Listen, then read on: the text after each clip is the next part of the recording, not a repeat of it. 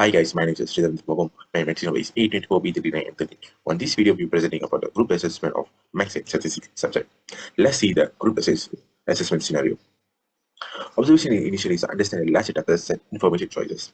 Example, our group assessment involving 1,380 insurance users elaborating the issue generated analysis using max and statistics syllabus such as sampling data, descriptive statistics, inferential statistics with IBM software.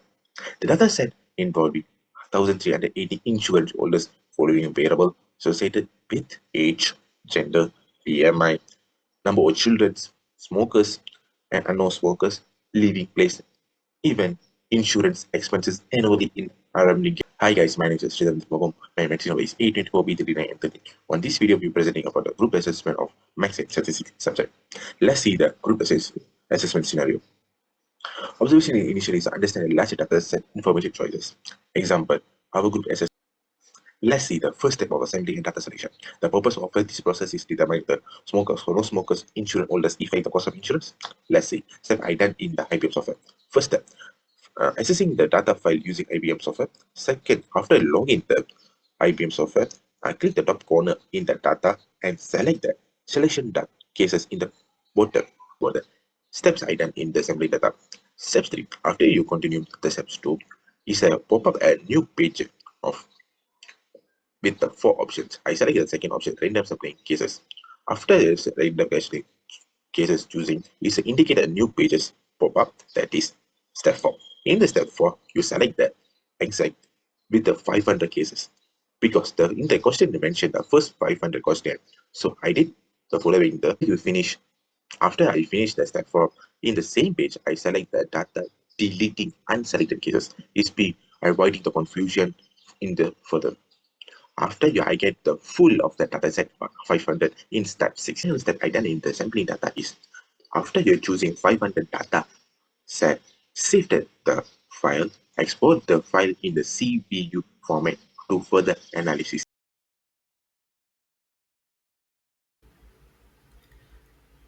Hi, good day to my lecturer. So today I'm Narendra, son of V. Sevagajan, metric number A24B3883, going to present about descriptive statistics. So these descriptive statistics are divided into two parts. One is numerical descriptive statistics and graphical representation. So now let's look into the first part.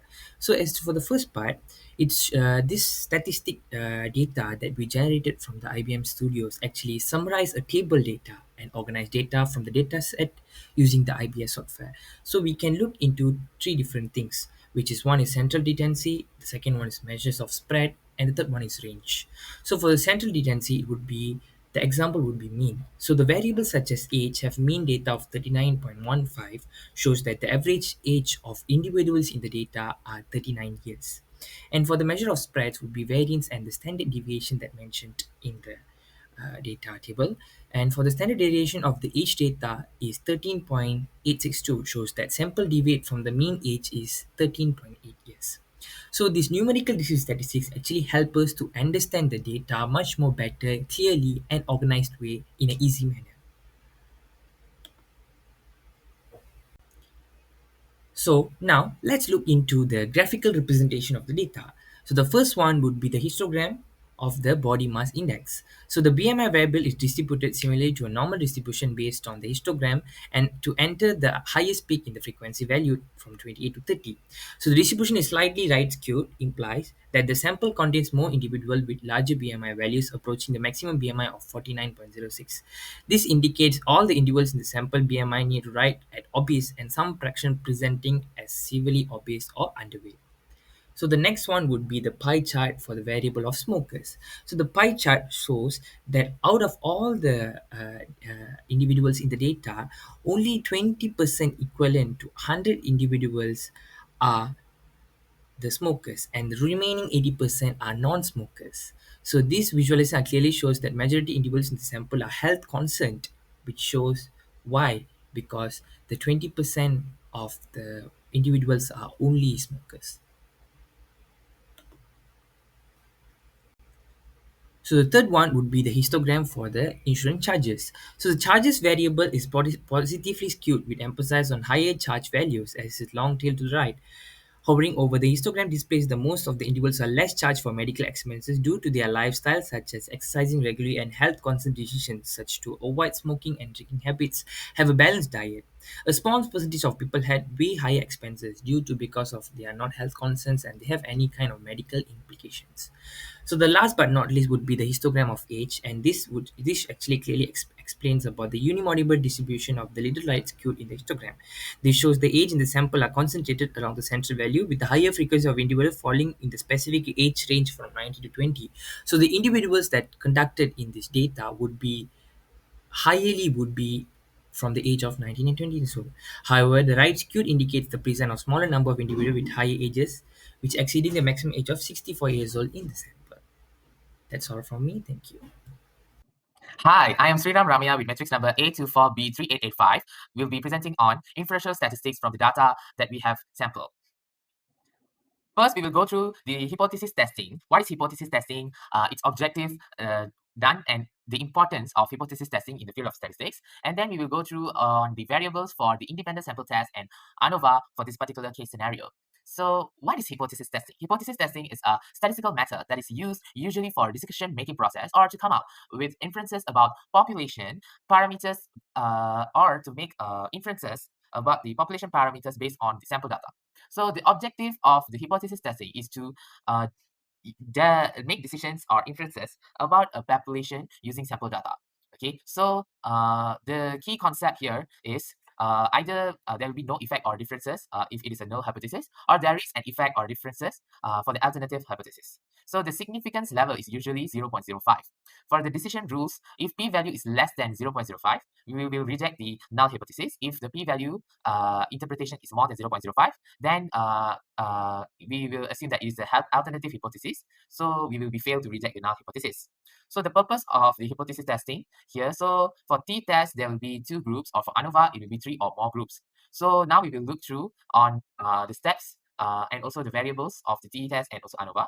So first, we will go through the suggested variables for the hypothesis testing. For the independent sample test, the dependent variable is mean of life insurance annual charges, and the independent variable is the age category, which is 30 years old versus 60 years old. For the analysis of variance ANOVA, the dependent variable will be mean of life insurance annual charges, and the independent variable will be the BMI range in quartile groups, which are 4 groups. So we will be going through on these steps to do the hypothesis testing. So first, we will check normality test for the data.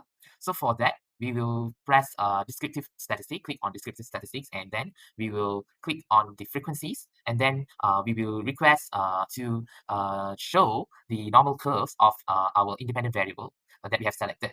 For t-test, it's age category. For ANOVA, it would be the BMI range. So after we selected that, and then we will request to show the normal curves so that we can generate the histogram charts to know that we can proceed with the analysis, whether it's the independent t-test or ANOVA. Okay. T-test is also known as t-statistics or sometimes t-distribution, which is a popular statistical tool that is used to determine the differences between the means, averages of 2 groups, or the difference between one group's mean and a standard value. Okay, so it is appropriate to be used when data researchers have collected a small or random sample from some statistical population. Usually, independent sample t-tests will give the most accurate results when the data from each group are distributed. Okay, so there are various types and examples of t-tests that are done or can be done. So first is one sample t-test that compares the mean of one group to a known value. And then we have independent sample t-test, which is used to compare the means of 2 separate groups. And then there is paired sample t-test, which is the t-test that will assist to compare 2 related measurements from the same group. Okay. So now we will be going through on how to run the t-test in SPSS. So the first step is we have to run t-test in SPSS by clicking on the Analyze button in the IBM SPSS Statistics Data Editor apps. And then after Analyze, click Analyze, then click Compare Means, and then click Independent Samples t-test to generate what we are going to do. And then after that, they'll ask to assign variables and groups. So assign the independent variables and also dependent variables, and then define the groups, which are the categorical one, which is for the basically for the independent variables. Okay. And then after that, for the third step, we will generate output from IBM SPSS, and also we will do the result interpretation throughout the output that we have generated. So for the interpretation, as we can see, is the p-value will be 0.513. So it means that the null hypothesis is failed to be rejected. And also there is no significant difference in mean charges between the age group of 30 and the age group of 60. So the independent t-test is being used to compare the mean difference of the mean of life insurance annual charges between selected age group of 30 years old and 60 years old. So we can see here that the normality and homogeneity of variance assumptions must be fulfilled so that the data charges and also the independent variable should be categorical, like this age group that have only two groups, which are 30 years old and 60 years old, in order to apply and do the independent t-test. So for the analysis of variance ANOVA will assist statisticians to compare the means of three or more independent groups. ANOVA will eventually help to determine if at least one differs significantly, and also it will help to determine if the variation observed between groups is likely due to the actual differences or just random chance, as it is essentially a statistical test that it will help to figure out if the independent variable or the thing that is being changed has a significant effect on the dependent variable, which is the thing that have been measured from the independent test. From the independent variable. Okay.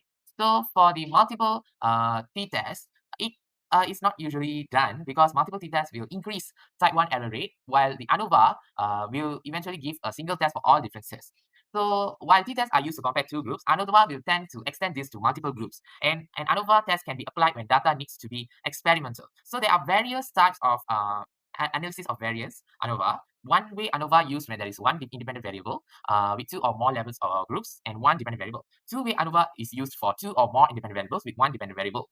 Three-way ANOVA is known as a three-factor ANOVA, and it is a statistical test that determines the effects of three independent categorical variables or factors on a continuous dependent variable. Three-way ANOVA will eventually assist in accessing the interactions between these three factors, and the results can be hard to be interpreted and require a very careful inspection and understanding. So for the IBM SPSS data editor, edition 27, we will be using one-way ANOVA analysis to carry out our analysis based on our case scenario. Now we will be going through on how to perform ANOVA analysis in IBM SPSS Statistics Edition 27. Okay, so the first step is statisticians shall check the normality test for the data, like we have gone through previously in the hypothesis testing part. So the steps done are similar to the t-test normality test, checking that we have shown previously. Okay, so afterwards we will run ANOVA in SPSS by clicking on the Analyze button, and then we will click Compare Means, and then we will click One-Way ANOVA to generate the ANOVA test results and the data. As we can see here, for the ANOVA, they are all the table available here. So it will show the differences between groups and within groups for the ANOVA results. Okay, now we will see the next step, which is we should do the post hoc test. Okay, so for the post hoc test, we will do the post hoc test or the Tukey HSD test. So we will return to the one-way ANOVA dialog box, and then we will choose post hoc and then choose Tukey, so that we can click and continue and click. So and then you press OK, so that the SPSS will generate the Tukey test results that will help to identify which groups differ. So from there, we will obtain the mean and the standard deviation of the mean of life insurance annual charges based on the BMI quartile range of the four groups. Okay, so we will follow step 2, but we will choose the descriptive statistic in the option.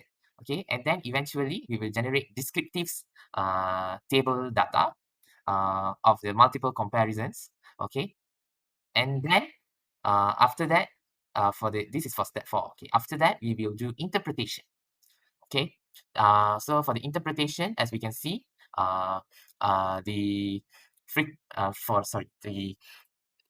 the data is interpreted here, and the p-value is 0.092, which means that it is failed to reject the null hypothesis. Therefore, there is no significant mean differences of the mean of life insurance annual charges between the BMI ranges that we have set, which are 4 groups according to quartiles.